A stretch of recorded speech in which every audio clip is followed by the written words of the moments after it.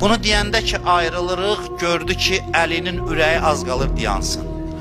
Yazırlar, baxdı, gördü ki, Əlinin rəngi saralıb, ürəyi az qalır diyansın. Bu məqamda idi ki, dedi ki, və bikilil yətama, Əli, ağla mənə, ağla yetimlərimə.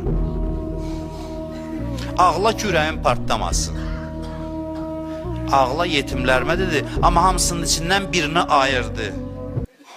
Və qətili bitaffil İraq, Hüseynə hamısından çox ağla. Uşaqlarımın hamısını ağla, amma Hüseynə hamısından çox ağla. Ən çox Hüseynə ağla. Hüseynin ağlamalı günləri var qabaqda. Əli bu neçə günləri ağlaya bilmirdi evdə. Bilirsiniz niyə? Ağlayan kim uşaqlar hamısı dövrəsinə yığışıb, hamısı yana-yana ağlayırdılar. Ona görə ürəyə gəlmirdi evdə ağlasın. Gözləyirdi onları yatızdırsın, yuxuya versin, sonra çıxırdı evdən gedirdi. Salman deyir, ürəyim sıxıldı, Fatiməsiz Mədinədə qalanmirdim.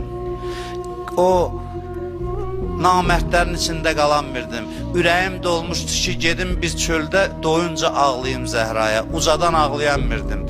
Çıxdım deyir elə, dolmuşdu ürəyim. Ürəyim dolmuşdu, çıxdım Mədinədən gedirəm yavaş-yavaş ətrafda olan xurmalıqlara, Nəxlistana. Oturum bir yerdə sakit, heç kəs olmasın, doyuncan ağlayayım Peyğəmbər qızına. Deyir, çıxdım şəhərdən, gəldim bir yerdə oturdum ki, Zəhranı yad eləyəm, ağlayam. Birdən gördüm bir yerdən ya Zəhra səsi gəlir. Gördüm ki, bir tanış səs gəlir, ya Zəhra deyib ağlayır. Durdum ayağa, səs gələn tərəfə gəldim, gördüm o adamsız, qərib, məzlum Əli məndən qabaq şəhərdən çıxıb, oturub bir ağacın altında dizin qucaqlayıb, elə yana-yana deyir, ya Zəhra, ələ lənətullah, ələl qavmi zalimin.